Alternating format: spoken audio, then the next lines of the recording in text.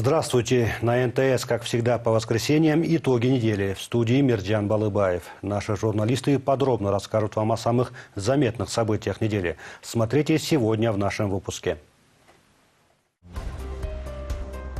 Ранее закрытые дела по коррупционным преступлениям могут возобновить. 250 уголовных досье уже извлекли из архивов. Новый секретарь Совета Безопасности о последних новостях антикоррупционной кампании. У нас есть много уголовных дел, которые прекращены или приостановлены по преступлениям, связанным с кражами, грабежами, разбоями и другими видами общей уголовной преступности. Там, видимо, тоже будут определенные результаты.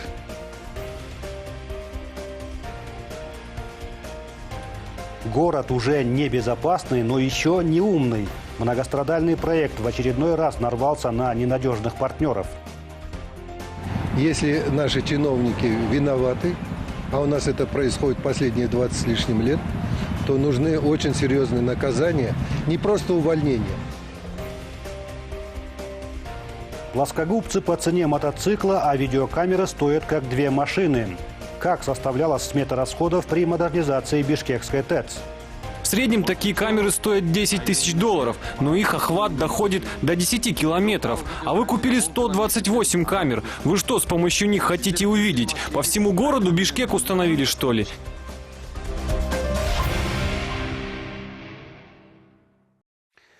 Вчера в Кыргызстане отметили 16-ю годовщину трагической даты. 17 марта 2002 года в Аксайском районе была расстреляна мирная демонстрация.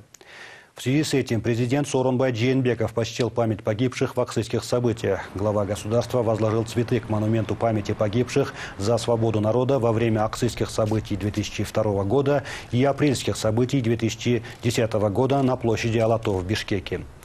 По случаю годовщины аксайских событий президент сделал обращение. В нем говорится, что в этот день мы воздаем дань памяти, героизму и мужеству погибших и получивших увечья во время аксайских событий. В истории независимого Кыргызстана эти трагические события олицетворяют собой символ защиты демократии и государственности. Наш гордый и свободолюбивый народ продемонстрировал, что никогда не допустит в стране кланового правления. Аксайские события имеют глубокое историческое значение в развитии нашего государства. Народ на деле доказал, что он является истинным источником власти и обладает несгибаемой волей. Эти события пробудили в сердцах людей чувство патриотизма и любви к своей стране, говорится в обращении президента.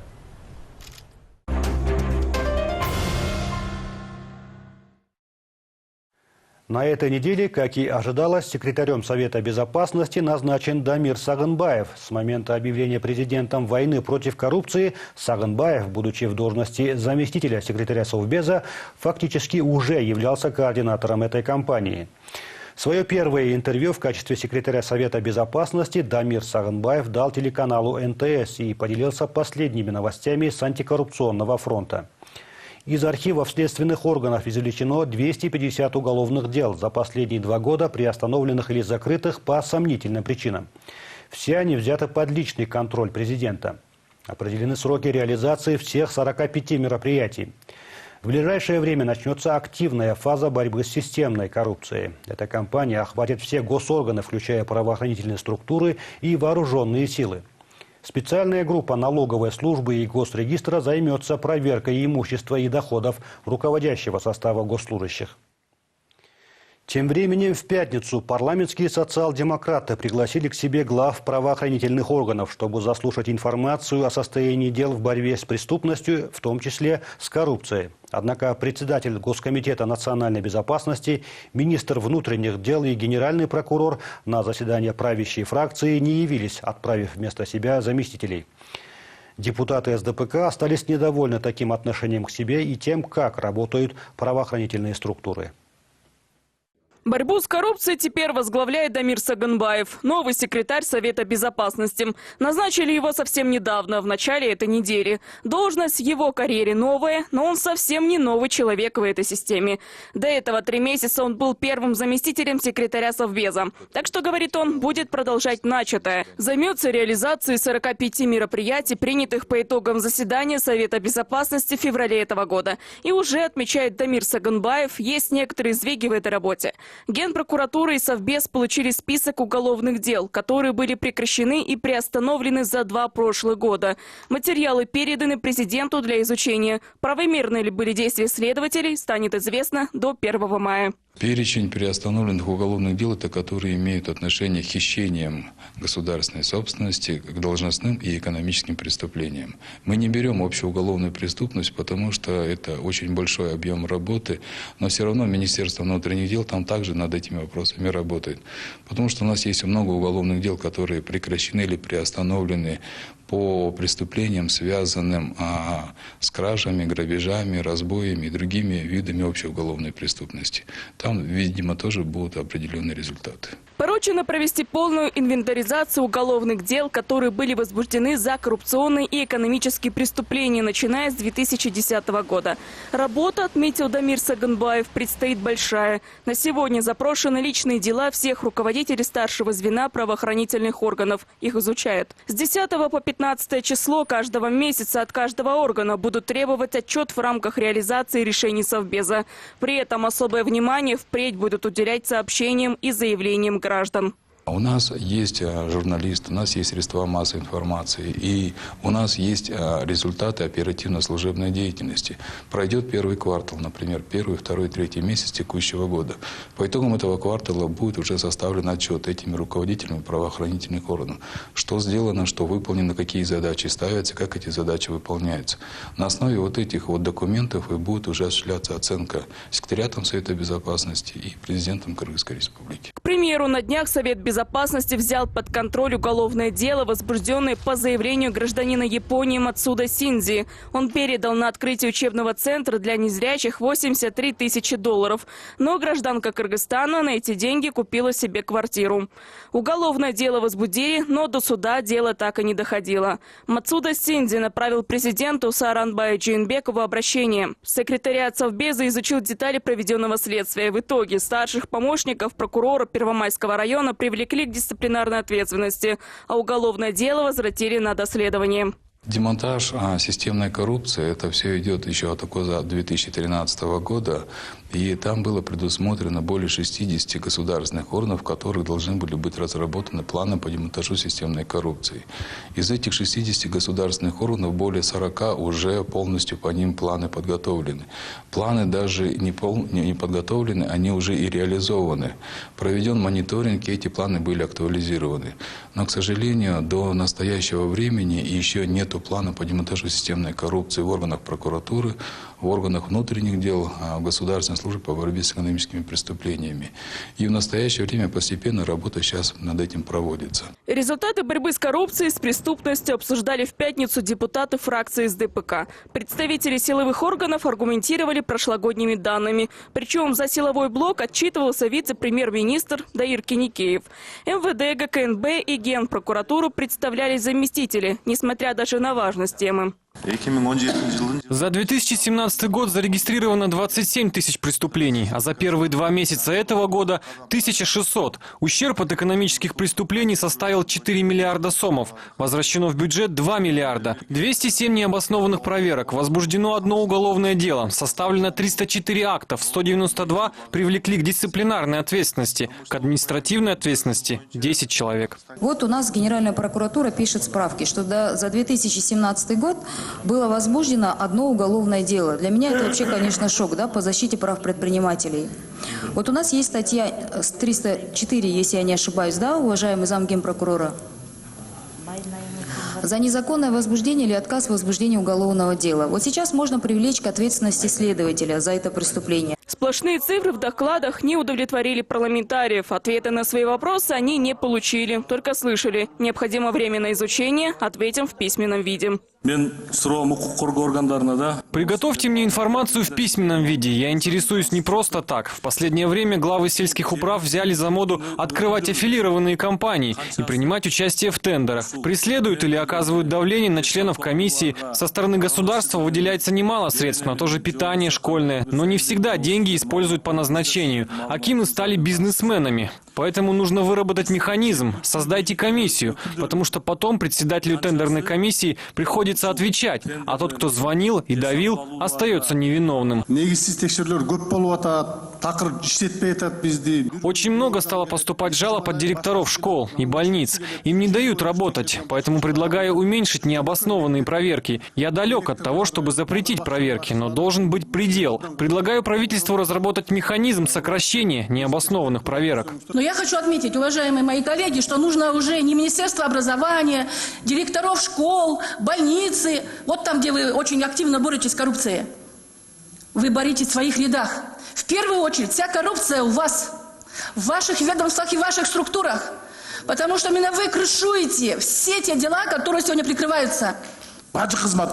Почему не арестовываете коррупционеров в таможне, налоговой? Вы задерживаете мелких чиновников за растрату каких-то 2000 сомов. И это отчет? Указываете, что в прошлом году людей умерло меньше, чем в предыдущем. На смертях решили отчитаться? Что это за отношения? Чиновники на краденных машинах ездят, и народ об этом знает, а вы нет. Правильно говорит Ирина Карамушкина, люстрация нужна. Коррупция прежде всего есть там, где борются с коррупцией. Вот реформу провели, АКС, Финпол открыли. И где результаты? В обществе до сих пор свободно разгуливают те, кто украл миллионы. А вы тут отчитываетесь, что боретесь с коррупцией.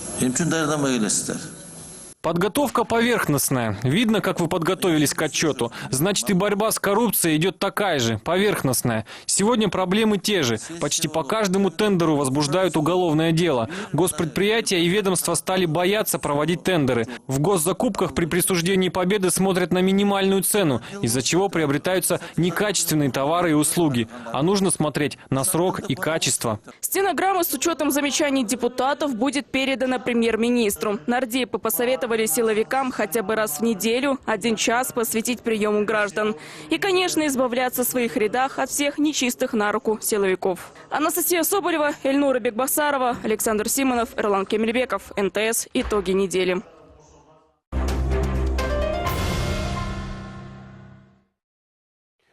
Проект, начинавшийся как «Безопасный город», а ныне называющийся «Умный город», в очередной раз стал жертвой неудачной договоренности. На этой неделе правительство объявило об одностороннем выходе из соглашения с китайской компанией Huawei, совместно с которой собиралась реализовать многострадальный проект. Согласно заявлению Кабмина, на такой шаг его вынудило то, что иностранный партнер не выполнял взятые на себя обязательства, а именно не было подготовлено в срок технико-экономическое обоснование.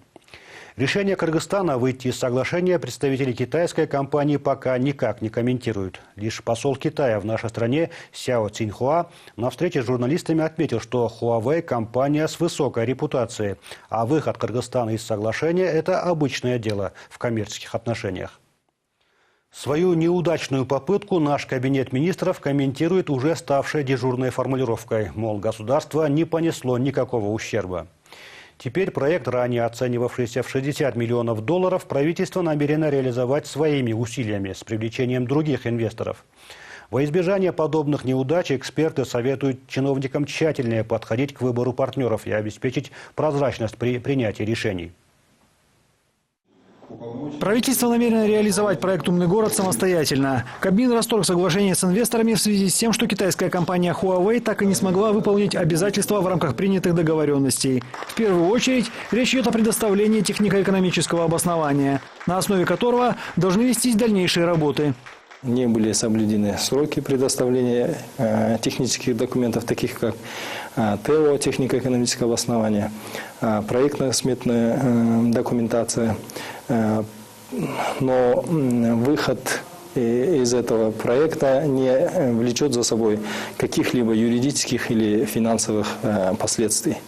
Для того, чтобы соглашение вступило в силу, необходимо было также утвердить технические документы.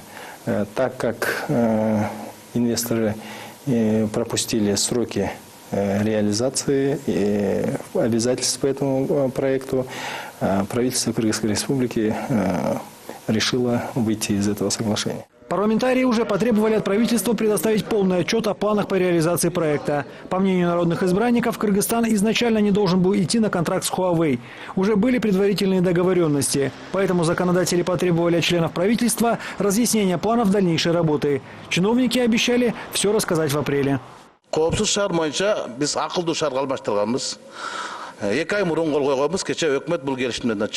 Почему мы забрали у Кыргызтелекома реализацию проекта «Умный город»? Хотя было решение комитета парламента. Акционерное общество Кыргызтелеком уже давно разработали технические условия для запуска проекта «Безопасный город». Даже приходили инвесторы, которые были готовы вложить в него средства. Тогда говорилось, что для этого нужно 10 миллионов долларов. Мы у них сначала забрали проект, а теперь инвесторов ищем. Вот передо мной документы. Президент Алмазбек Атамбаев в 2017 году, 24 июля, говорил, что можно запустить этот проект на базе Кыргызтелекома. Дал задание и Сооронбай Жээнбеков. Было решение комитета Джигурку Кенеша освоить и реализовать проект. В Саратове, я вам скажу, 1,5 миллиона населения. Подобный проект запустили на 10 миллионов долларов, а мы до сих пор страдаем. У нас на 85% есть условия. Можно запустить не только безопасный город, но и безопасное государство.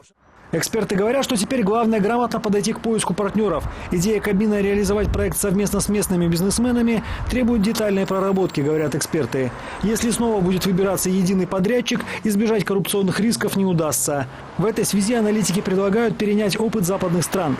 Например, в Германии, где к реализации этой работы привлекается максимально возможное количество компаний. Доход этих фирм определяется количеством штрафов за нарушения на подшефном участке.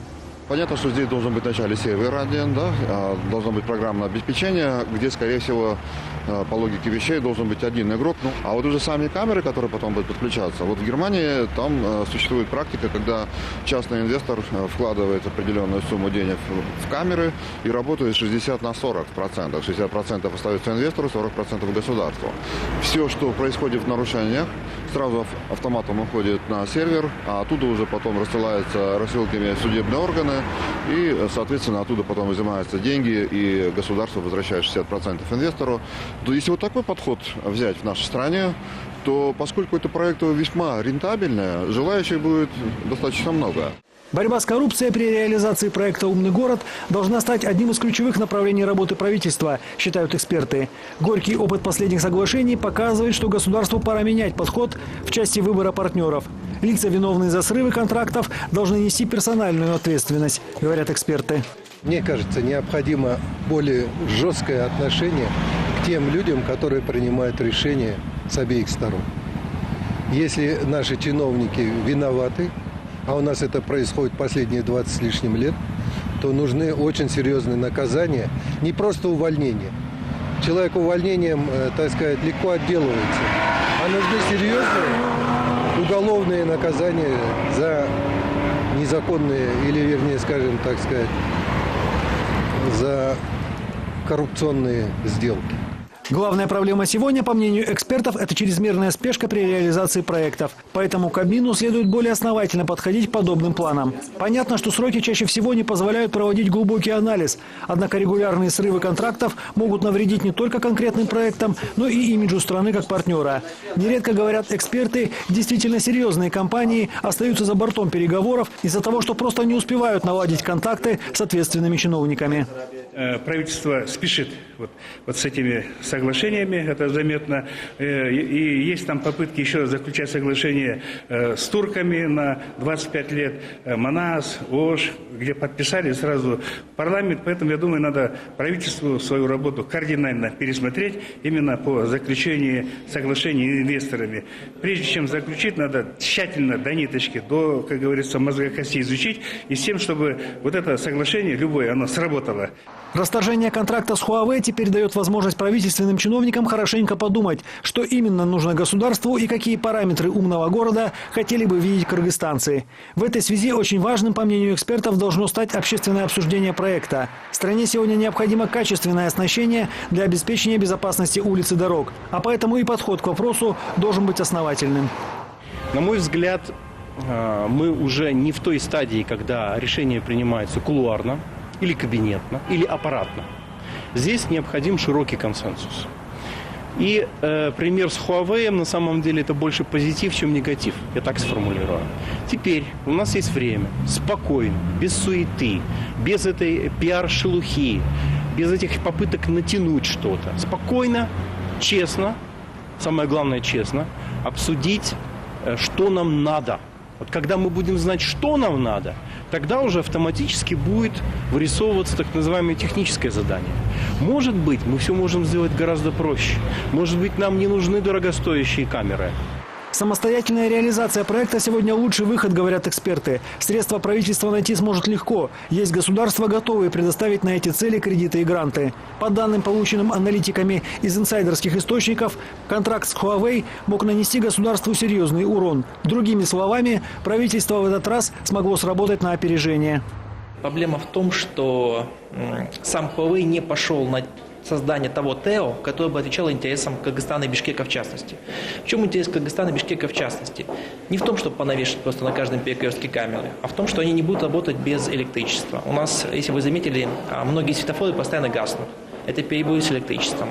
Это нужно расширять шахты, менять светофоры, новые кабеля и новые подстанции. Это новые центры обработки данных, это пересмотр законодательства очень системный, потому что даже если камера сейчас фиксирует нарушение, это никоим образом нельзя использовать зачастую в суде. Это создание новой разметки. Потому что если авария, если нет разметки, камера лишь засвидетельствует то, что государство не нанесло разметку, и проблема никуда не делась.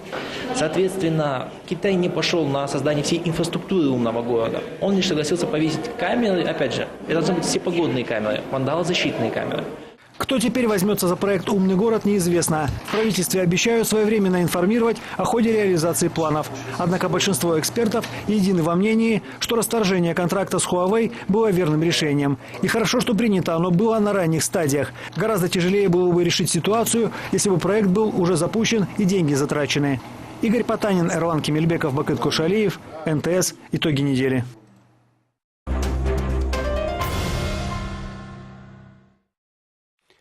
Тем временем другая крупная китайская компания TBVA собирается достроить в этом году на Бишкекской ТЭЦ цех химической очистки воды. Именно из-за того, что не была модернизирована эта часть теплоэлектроцентрали, в конце января в самые лютые морозы жители столицы почти неделю сидели без тепла. Техническая причина аварии на ТЭЦ установлена, однако во властных структурах до сих пор нет единого мнения по поводу лиц, виновных в происшествии. Правительство для себя уже определило виновных. В парламенте же не спешат с выводами. Специально созданная депутатская комиссия, похоже, решила расследовать ЧП более тщательно, вызывая на свои еженедельные заседания всех причастных к этому делу лиц. Бывший директор ТЭЦ Нурлан Омуркулулу, уволенный из-за аварии, в последние дни начал выступать с громкими заявлениями, озвучивая скандальные факты. Например, он сообщил, что в сметной документации цена пары плоскогубцев составляет $600. А если поделить стоимость установки системы видеонаблюдения на количество камер 128, получается, что каждая из них обошлась в $14,5 тысяч. Представители ОАО «Электрические станции», которая ведала всеми финансами при модернизации ТЭЦ, избегают журналистов, ограничившись лишь распространением пресс-релизов. Интересные сцены разворачиваются и на заседаниях депутатской комиссии. Вызванные в парламент как бывшие, так и действующие чиновники начали давать противоречащие друг другу показания, что только усиливает и без того серьезные подозрения. На каждом заседании нет-нет, да и приоткрывается очередная завеса тайны. Правда, от новой поступающей информации ситуация становится все более неприглядней. Это уже 5-е заседание, на котором нардепы пытаются выяснить истину. И в этот раз парламентарии начали со сверки данных. На днях появилась информация о закупке в рамках модернизации ТЭЦ 128 камер видеонаблюдения, каждая из которых, по некоторым данным, обошлась в $14,5 тысяч. Зачем и почему так дорого, удивились депутаты. Неужели они золотые? Стоимость одной камеры, если даже брать цены рыночные, обходится нам очень дорого. В 12 раз больше получается. Конечно, по этому поводу будет много вопросов. Кто объяснит? Если мы будем так детально разбирать каждый пункт, то представляете, сколько времени потребуется комиссии? В связи с высоким уровнем загрязненности на территории ТЭЦ города Бишкек установлены высокоскоростные и высокоточные камеры высшего уровня защищенности и с функцией интеллектуального видеообнаружения движения. Также внутри котлоагрегата установлены термостойкие и взрывозащищенные камеры, которые показывают, как горит режим горения, которые работают до температуры выше 1000 градусов. Интернетті ашыңыздар, Google'ды вбивать етіңіздер. Дүние жүзінде десятка лучших мировых производителей видеокамеры. Откройте интернет, вбейте в Google 10 лучших производителей видеокамер в мире. Очень много качественных и используют их не все. Аэропорт Манас, Кумтор, может еще пара крупных предприятий. В среднем такие камеры стоят 10 тысяч долларов, но их охват доходит до 10 километров. А вы купили 128 камер. Вы что, с помощью них хотите увидеть? По всему городу Бишкек установили, что ли? И те камеры, о которых я говорил, их производителями являются европейские, американские известные фирмы, а ваши китайского производства. Я просто хочу вам показать разницу. А вы говорите, что камеры соответствуют международному уровню. Вам не стыдно? Не 14 тысяч долларов, а 300 долларов каждая. И вовсе не камера по отчетам энергетиков оказывается дорогими, а кабельная связь, программное обеспечение, монтажные работы и все нужное в рамках модернизации столичной ТЭЦ. Депутаты выслушали, но изучить некоторые пункты решили все-таки тщательнее. Да и учитывая заявление бывшего директора ТЭЦ Нурлана Умеркулуулу, парламентариям предстоит разобраться во многом. Со слов бывшего руководителя, в отчетах обычные плоскогубцы стоят 600 долларов, а грузоподъемные устройства Тали 15-17 тысяч долларов. И эти цифры возникали на бумагах не просто так. Их вносили уже после открытия, перед отчетом. Как-то надо же было отчитаться, на что ушли 386 миллионов долларов. Обычные плоскогубцы закупались по 600 долларов США или детали оформляли по 15-17 тысяч долларов. В рамках модернизации ТЭЦ Бишкека цены на материалы подгоняли, чтобы вывести итоговую сумму в 386 миллионов долларов. Они в спешке начали заполнять эту сумму. Вот поэтому появились такие цены. Те же задающие вопросы депутаты, те же отвечающие чиновники. Да только со временем все больше расхождений в ответах, заметили сами парламентарии. Разнятся даты, цифры. Не сходятся ответы у бывших и нынешних руководителей столичной ТЭЦ. Кто-то из принимавших участие в проекте по модернизации теплоэлектроцентрали и вовсе оказался забывчивым. Одни говорят, что в проект модернизации пункта о строительстве химцеха и золоотвала входил, другой уверенно заявляет об обратном. По поводу химводоочистки. Месяц назад на заседании Кадырбаев-Бримкулов вы говорили, что в техзадании не было этого пункта, что не включали в ТО. И сейчас вы продолжаете противоречить друг другу. Может, хотя бы после заседания поговорите друг с другом и узнаете все-таки, был ли включен этот пункт. Вот в этом документе указано, что Назаров утвердил ТО 15 июля 2013 года. В ТО вы указываете март 2013 года. Как это? Или я неправильно понимаю? Зачем Кыргызстану нам техзадание? Это же мы должны давать им техзадание, и на его основе разрабатывается ТО, так? А тут наоборот, как так вышло?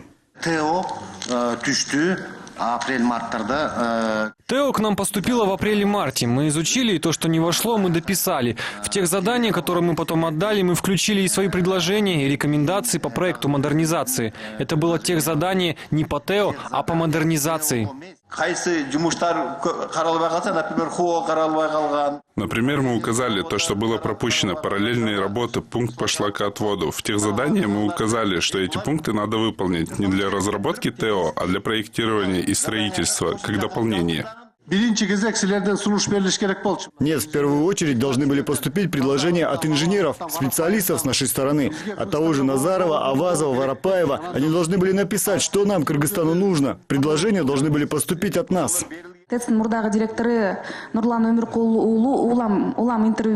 Бывший директор столичной теплоэлектроцентрали дает интервью. Он говорит, что пункт по строительству золотоотвала в ТО был включен вместе с вопросом строительства цеха на 386 миллионов. Это первое. Во-вторых, его не включили в межведомственную комиссию. Говорят, что истинную причину, по которой произошла авария, хотят скрыть. У нас время до 1 апреля. Времени мало остается. Чтобы добиться результатов, нам нужно устроить очную ставку. Пусть бывший директор ТЭЦ Бишкека все, что говорил, скажет ему в лицо. Неправда, пусть опровергнет. Зачем за спиной, только смуту сеют. Не только технико-экономическое обоснование модернизации столичной ТЭЦ вызвало недовольство парламентариев. Незаконченной до сих пор остается ТО по проекту ТЭС Карагече. Финансы выделены, да работа проведена наполовину. Технико-экономического обоснования Карагече, который исполнен был за 3 миллиона долларов. Это Кадырбаев, мы вас просили? Нет, есть, это да? Не у нас, это Госкомитета. Мы его не получатели. Кто представитель? Это 1000 миллион долларов, это был проект подготовленный проект первоначально, он был внесен в Министерство энергетики тогда еще. Были подготовлены, даны были соответствующие замечания, предложения. Сегодня он дорабатывается. И TBI, то есть как он заказывал этот проект, он дорабатывается, и он будет подготовлен, они обещают в конце апреля окончательную. А нам же письменно, Аскар Алимбаевич, вы же нам письменно давали информацию, что ТО все, они исполнили, выработали. Карагачева, что? Он, Кадырбаев, говорил, все закончили они. А он не закончен, оказывается, еще проект, да? На сегодняшний день не исполнен, да? До конца не исполнен еще. Не исполнен или исполнен? Нет, до конца не исполнен. Не исполнен. Молодой человек, я тогда вам подчеркну, что исполненным считается тот документ, который вы уже приняли. А до конца или до половины нет понятия, понимаете? Он еще не принят. Все не исполнен, значит. Значит, господин Кадырбаев и энергетики нас обманываете. Вы нам письменно дали, что уже исполнен.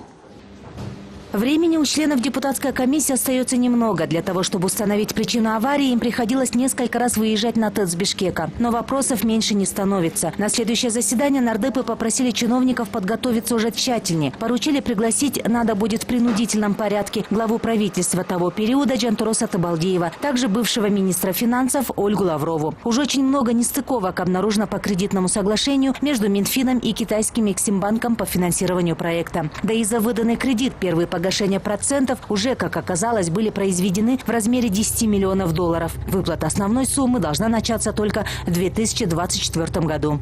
Эльнура Бекбасарова, Бахыт Хошалиев. Итоги недели. На этом мы с вами прощаемся. Увидимся в следующее воскресенье. До свидания. Далее смотрите очередной выпуск проекта Джамалбека Джумаева «Мир удивляет».